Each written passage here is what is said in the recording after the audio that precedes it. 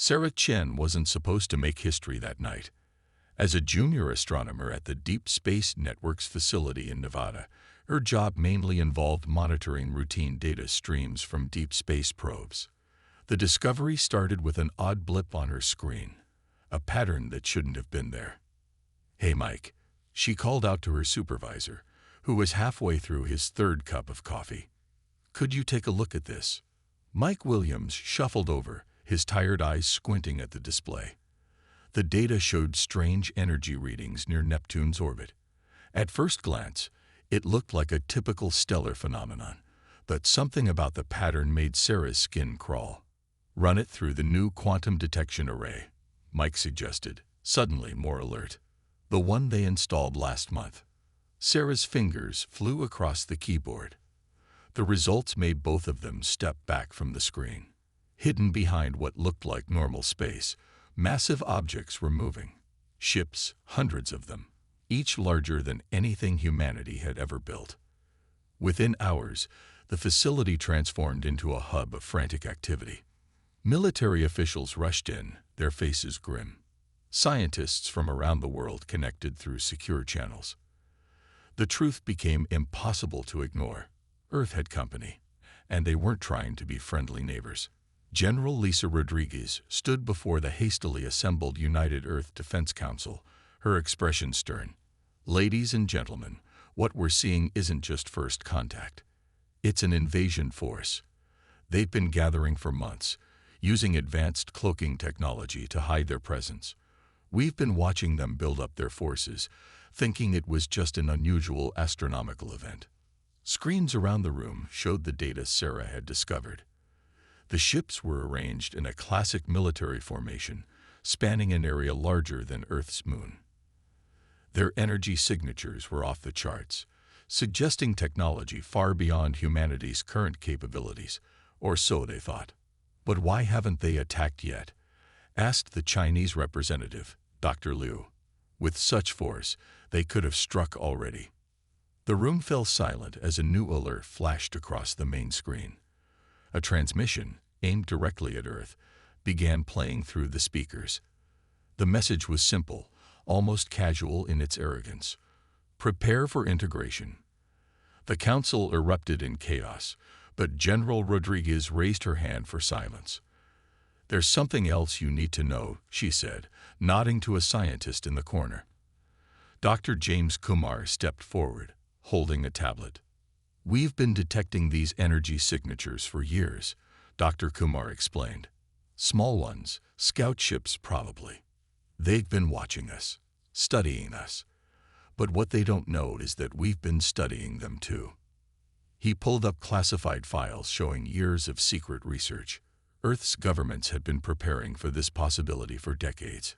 Hidden bunkers, experimental weapons, and technology reversed engineered from studying alien transmissions. Humanity wasn't as helpless as they appeared. "They think they're dealing with a primitive species," General Rodriguez continued. "That's our advantage. They expect us to panic, to submit, or to fight back with conventional weapons.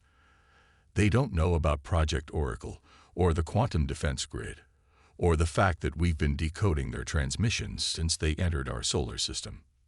The room grew quiet as the implications sank in. Humanity had one chance to show these invaders they had chosen the wrong planet to conquer.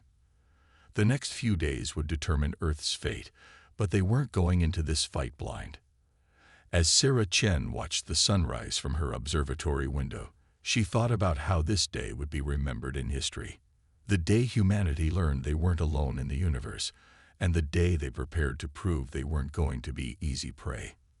The Galactic Empire had set its sights on Earth, but they were about to learn that some worlds bite back. Admiral Kraz of the Galactic Empire stood on his command ship's bridge, staring at the primitive communication attempt from Earth. These humans were trying to negotiate, offering peace talks and cultural exchange. He found it amusing.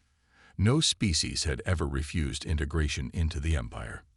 "Sir, the humans are requesting more time for diplomatic discussions," his second-in-command reported. "Send them our standard response," Kraz ordered. "They have one planetary rotation to begin their surrender process. Otherwise, we'll start with their smaller cities as examples. On Earth, inside the United Earth Defense Council's underground bunker, General Rodriguez smiled as she read the Empire's message. Everything was going according to plan.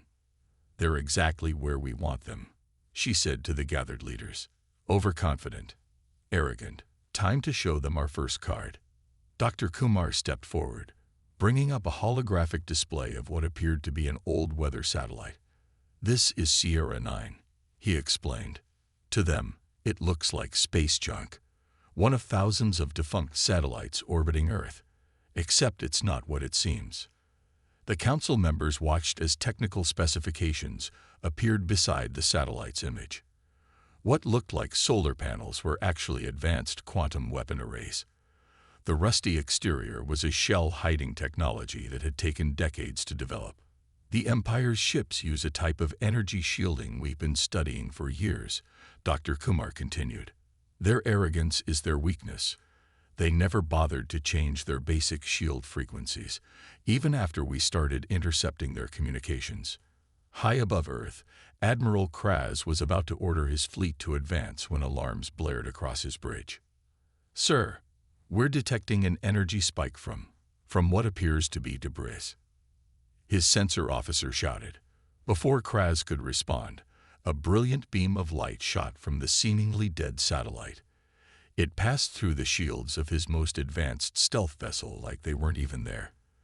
The ship, worth more than some planetary systems, split cleanly in half. The bridge erupted in chaos. "Impossible," Kraz roared. "Their technology is centuries behind ours. Those are primitive chemical rockets they're using." A new message appeared on his screen. The humans had switched from pleading to something else entirely. Their ambassador's face filled the display, her expression calm and confident. "Admiral Kraz," General Rodriguez began, "let us be clear. What you just witnessed was not an accident, not a malfunction, not a lucky shot. That was a warning." She paused, letting the words sink in. "We've been watching you for longer than you know. Learning. Preparing. That destroyed ship. Consider it a receipt for your attention." In the Empire's flagship, Kraz gripped his command chair. None of this made sense. The humans were supposed to be primitive, barely able to reach their own moon. Yet they had just destroyed one of the Empire's most advanced ships like it was target practice. "Your shields, Admiral," Rodriguez continued, "are based on technology you haven't updated in 3 centuries. You assumed no one could crack their frequencies. That assumption just cost you a destroyer." She leaned forward, her voice firm. "This is your only warning. The next demonstration won't be aimed at an empty ship. Leave our solar system, or discover what else we've learned while you thought we were blind." The transmission ended, leaving the Empire's bridge in stunned silence. For the first time in his long career, Admiral Kraz felt something he hadn't experienced in centuries: doubt. Back on Earth, General Rodriguez turned to the Council. "Phase 1 is complete. Now we wait to see if they're smart enough to take the hint." Dr. Kumar checked his readings and smiled. "They won't be. The Empire's response ships are already moving into attack formation. They think this was a fluke."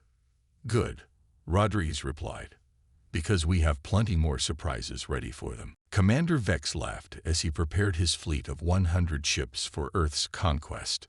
The loss of one destroyer was clearly a lucky shot. These primitives couldn't possibly have technology advanced enough to threaten the Empire's might. "Let's show these humans what real power looks like," he announced to his crew. "Prepare the first wave. We'll start with their military bases." On his command screen, Earth looked small and vulnerable. His ships, each carrying enough firepower to level a continent, moved into attack formation. The humans had gone silent after their little trick with the satellite, probably cowering in fear. Meanwhile, deep beneath the Rocky Mountains, Dr. Kumar was running final checks on Earth's defense systems. The massive underground facility hummed with energy as hundreds of technicians prepared for battle. "They're deploying exactly as predicted," Sarah Chen reported from her station. After her discovery, she'd been promoted to the defense team's tactical division. Commander Vex is following standard Imperial attack patterns. General Rodriguez nodded. Of course he is. The Empire hasn't faced a real challenge in centuries. They've become predictable. She turned to the main screen, where thousands of dots representing Earth's hidden defenses glowed softly. Are all systems ready? Yes, ma'am, Dr. Kumar confirmed. The quantum interceptors are charged. Ground batteries are camouflaged and ready. And Project Mirror is at full power. The general allowed herself a small smile. While the Empire thought Earth was scrambling to mount a defense, humanity's real preparations were about to be revealed. Underground bunkers across the planet housed technology that had taken decades to develop, all reverse-engineered from studying the Empire's own transmissions. In orbit, Commander Vex gave the order to begin the attack. Target their largest military installation first. Let's show them what happens when you defy the Empire. His ships opened fire. Massive energy beams shot toward Earth, enough firepower to vaporize mountains. But something strange happened. The beams hit what looked like thin air and disappeared. Sir, his weapons officer shouted. Our attacks. They're being absorbed by some kind of energy field. Vex slammed his fist on his command console. Impossible. Their technology is primitive. They don't have shield technology. Actually, a calm voice said over his command channel, we have something better. It was Sarah Chin, speaking directly to the Imperial fleet. You're about to see what humans do best. Learn from our enemies. Suddenly, Vex's tactical display lit up with thousands of warnings. What his ships had thought were pieces of space debris, old satellites, and harmless rocks began to move. Each one contained quantum-based weapons designed specifically to counter Imperial technology. You see, Commander, Sarah continued, while you thought we were just starting to reach for the stars, we were studying every transmission, every ship, every piece of technology you carelessly let slip into our solar system. Around his fleet, space itself seemed to ripple. Project Mirror, Earth's greatest achievement in reverse engineering, created localized disruptions in space-time, trapping Imperial ships in bubbles of twisted gravity. This is impossible. Vex screamed as his ships began losing power. Their mighty engines, capable of crossing galaxies, couldn't break free from Earth's defensive net. Dr. Kumar's voice joined the transmission. The impossible. That's humanity's specialty. Everything you're seeing was built using technology we learned from you. While you watched us with contempt, we watched you with purpose. General Rodriguez gave the order. Show them what Earth's primitive defenses can really do. The sky lit up as thousands of quantum weapons activated simultaneously. Each one was tuned to the exact frequency of Imperial shields, frequencies the Empire hadn't bothered to change in centuries. Commander Vex watched in horror as his small invasion fleet found itself trapped and outgunned by a planet they had dismissed as primitive. His last transmission to the Empire was brief. We made a terrible mistake. The first real battle for Earth began at dawn. Admiral Kraz, furious after losing Commander Vex's fleet, launched a full-scale attack. This time, he led personally with his most advanced ships. No more games, he growled to his fleet commanders. Full assault on all frequencies. They can't possibly defend against everything at once. But Earth was ready. In the underground command center, Sarah Chen watched the Empire's massive fleet approach on her screens. Their formation was perfect, textbook Imperial tactics, exactly what they had prepared for. They're using their standard attack pattern, Delta, she reported to General Rodriguez, just like the training simulations we decoded from their military databases. The general nodded to Dr. Kumar. Time to show them what those decades of preparation were really for. Launch the AI defense systems. High above Earth, thousands of small, dark objects detached from their hiding places in the debris field. Each one contained a quantum computer running advanced combat AI, programmed with centuries of Imperial battle tactics. Admiral Kraz's first sign of trouble came when his ship's weapons refused to fire. "What's happening?" he demanded. "Sir," his tactical officer replied, voice shaking, "something's infiltrated our targeting systems. It's like they know our command codes." In the command center, Dr. Kumar smiled. "Of course we know their codes. We've been collecting them for years. Every transmission, every scout ship, every piece of their technology we could study." Sarah watched as Earth's defensive AI systems did their work. They didn't just block the Imperial weapons, they turned them against each other. Ships that tried to fire on Earth found their weapons targeting their own allies instead. "Impossible," Kraz shouted as chaos erupted across his fleet. "How are they predicting every move we make?" His answer came in the form of General Rodriguez's voice, broadcasting on all Imperial channels. "You thought we were primitive because we didn't show off our technology. You never wondered why we kept launching satellites with strange energy signatures.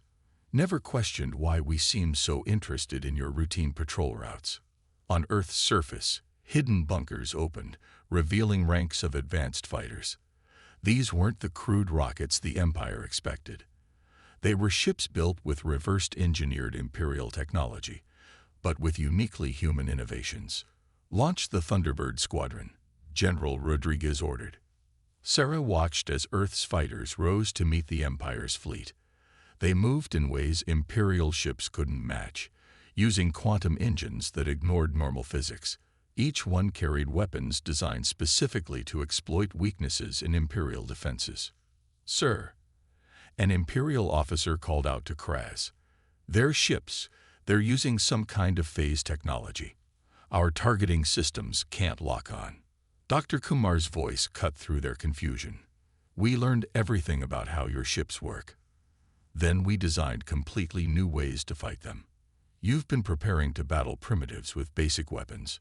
We've been preparing to fight you specifically." The battle turned into a complete rout. Earth's fighters danced through Imperial formations, their quantum weapons ignoring shields that had protected Empire ships for centuries. The AI defense systems predicted and countered every Imperial tactic before it could be executed.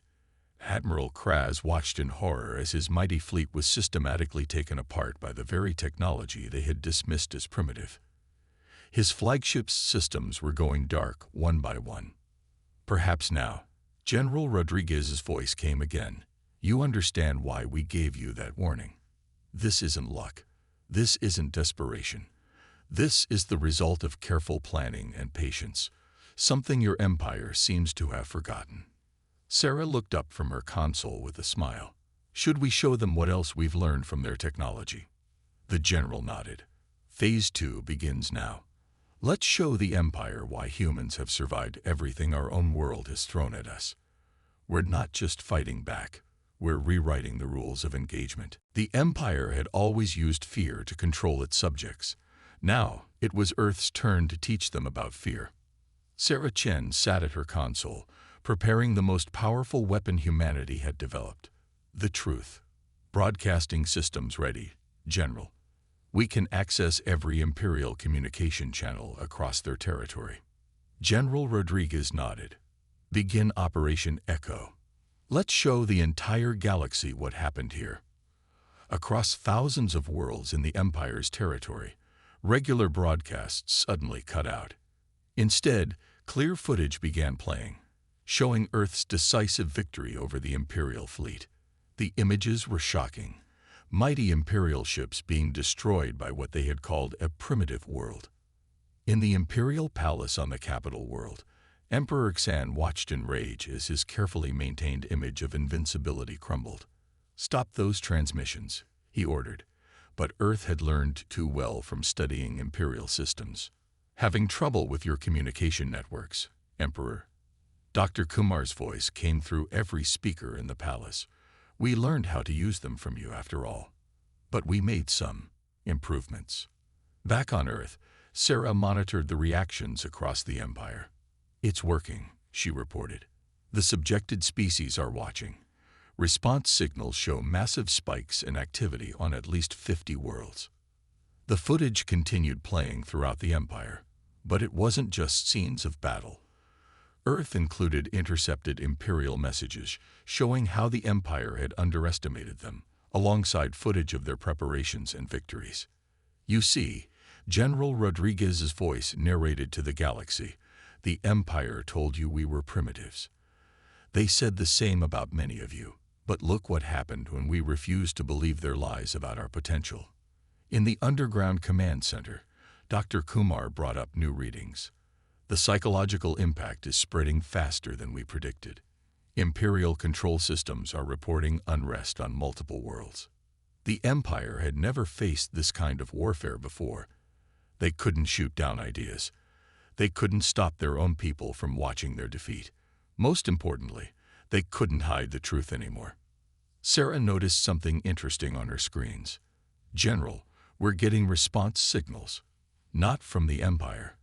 From their subjected worlds. They're trying to contact us." On her screen, messages poured in from across the galaxy. "How did you resist them? Teach us what you know. We want to fight back too." Admiral Kraz, now a prisoner on Earth, watched in disbelief as his empire's greatest weapon, fear, was turned against them. "You don't understand what you're doing," he warned. "You'll destabilize the entire galaxy." "No," General Rodriguez replied calmly.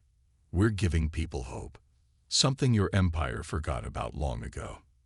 Earth's next broadcast showed something even more powerful, their defensive technology being adapted to protect other worlds. Dr. Kumar had modified their quantum shields to be shared with other resistant planets. "We're not just fighting your ships," Sarah's voice told the Empire's leaders.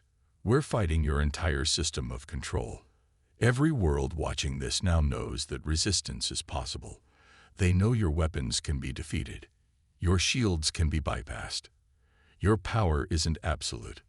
In the Imperial Palace, Emperor Xan received reports of growing unrest across his territory. Ships were refusing orders. Entire planetary systems were declaring independence, all because one primitive world had shown them it was possible. "Should we proceed with Phase 3? Sarah asked, looking at the growing signs of rebellion across the galaxy. General Rodriguez smiled. "Send the next message. Tell every world that's watching. Earth stands ready to share what we've learned. The Empire called us primitive, but we turned their own technology against them. Imagine what we can do together." The Empire had ruled through fear for centuries. Now they were learning a hard lesson. Hope was more powerful than fear, and humanity had just given hope to the entire galaxy. 2 weeks after Earth's broadcasts, the galaxy erupted in flames of revolution. Sarah Chen worked tirelessly at her station, coordinating with rebel forces across dozens of worlds. "Another system has broken free," she announced, marking a new green dot on the massive star map. "The Proxima colonies have overthrown their imperial governors. That makes 23 worlds in the past week alone." General Rodriguez studied the map, watching as more systems turned from Imperial Red to Rebellion Green, and Earth's defense technologies. "Being shared as promised," Dr. Kumar replied, bringing up status reports. "The Centaur worlds have already adapted our quantum shields. The Rigel system is implementing our ag defense networks. Even the Orion colonies are building their own versions of our phase weapons. But the Empire wasn't going down without a fight. Emperor Xan had gathered his remaining loyal forces for one desperate push. "If we can crush Earth," he told his commanders, "we can crush this rebellion." They looked to Earth for hope. "We'll give them despair instead." In Earth's command center, Sarah detected the massive Imperial fleet gathering. "They're coming. All of them. Every ship still loyal to the Empire." General Rodriguez remained calm. This was exactly what they had planned for. "Send the signal to our allies. Operation Unity begins now." Across the galaxy, newly freed worlds activated their Earth-provided defenses. But humanity had shared more than just technology. They had taught these worlds how to work together, how to coordinate their resistance. "Imperial fleet approaching Saturn's orbit," Sarah reported. "But our allies are in position too." The sight was incredible. Through quantum tunnels built using modified Imperial technology, ships from dozens of liberated worlds appeared around Earth. The Empire had expected to find one defiant planet. Instead, they faced a united front of free worlds.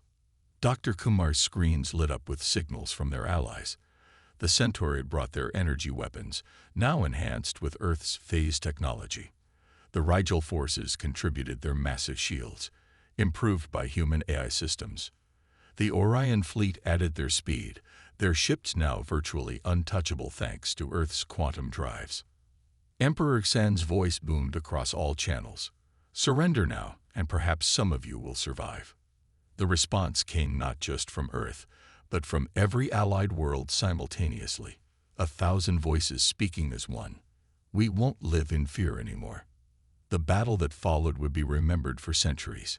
Imperial ships, once the terror of the galaxy, found themselves surrounded by forces using their own technology against them. But better, modified, improved by human ingenuity combined with alien knowledge. Sarah coordinated the Allied fleets with precision, using Earth's quantum computers to synchronize their attacks. "The Empire's formations are breaking," she reported. "Their ships are starting to retreat." In the Imperial flagship, Emperor Xan received increasingly desperate reports. Half his fleet had surrendered, their crews joining the rebellion. A third had been disabled by weapons they couldn't counter. The rest were scattered, running from forces they had once dominated. "It's over," General Rodriguez broadcast to the Imperial command. "Your empire of fear is finished. But we're offering you a choice, one you never gave others. Surrender and help us build something better." Dr. Kumar's instruments detected explosions on the Imperial flagship. "The Emperor," he reported grimly. "He chose not to surrender." But many others did. As the Empire's fleet collapsed, ships by the hundreds signaled their surrender. The crew of these ships had seen enough to know which future they wanted to be part of. Sarah looked at the updated star map, now showing more green than red. "What happens now?" she asked. General Rodriguez smiled. "Now comes the hard part. We helped tear down an empire. Next, we helped build a federation of free worlds. And this time, we do it right." The revolution was ending, but humanity's real work, helping to build a better galaxy, was just beginning. 1 year after the Empire's fall, representatives from 100 worlds gathered on Earth. The United Nations Assembly Hall had been specially modified for species from every corner of the galaxy. Sarah Chen, now Earth's ambassador to the new Galactic Federation, stood at the podium. Looking across the hall, she saw faces and forms of countless species, former enemies turned allies, all united by a shared vision of freedom. "When the Empire first appeared in our skies," she began, "they thought they found a primitive world, easy to conquer. Instead, they found humanity at its best, prepared, determined, and willing to share what we learned." Dr. Kumar sat among Earth's delegation, his quantum tablets showing the progress of their shared technology program. Already, 30 worlds had successfully adapted Earth's defensive systems. Another 50 were developing their own versions, adding their unique knowledge to humanity's innovations. The Empire ruled through fear and separation. Sarah continued. "They kept worlds apart, afraid to share knowledge, afraid to work together. Their greatest mistake was giving us the chance to show the galaxy a better way." In the audience, former Admiral Kraz listened intently. After surrendering, he had chosen to help the transition, amazed by how differently Earth handled victory compared to his former masters. "They could have destroyed us," he whispered to a fellow delegate. "Instead, they showed us how to rebuild." General Rodriguez, now serving as Earth's defense coordinator, brought up the latest images on the main screen. They showed the transformation of former Imperial worlds. Quantum shields protecting once vulnerable planets, new trade routes established through safe hyperspace corridors, and joint scientific missions exploring the galaxy's mysteries together.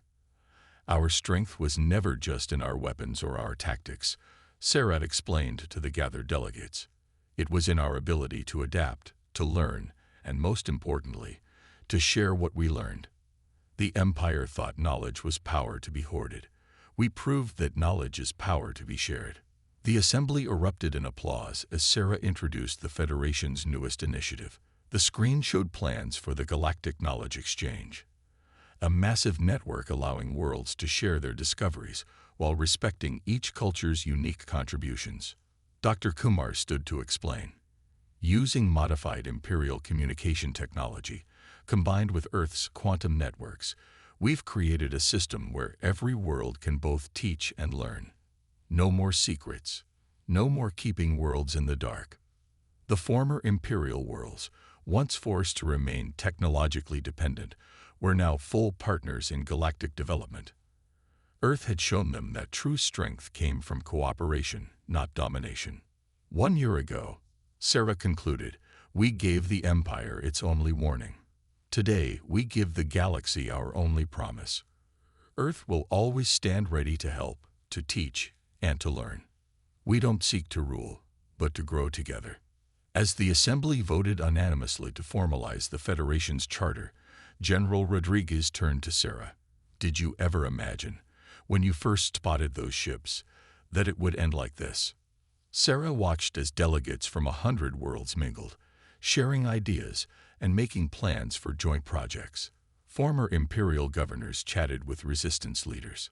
Scientists from distant systems excitedly discussed combining their research. Not an ending, she replied. A beginning. The Empire wanted to conquer Earth, but instead, they gave us the chance to help free the galaxy. The final vote was recorded, and cheers filled the hall. The Galactic Federation was officially born, not through conquest or fear, but through cooperation and hope. As the celebration continued, Sarah looked out the window at the stars. Somewhere out there, other empires still ruled through fear, but now they would think twice before threatening Earth or its allies, because the galaxy had learned what the Empire discovered too late. Never underestimate humans. We don't just fight back. We change the rules of the game entirely. The end.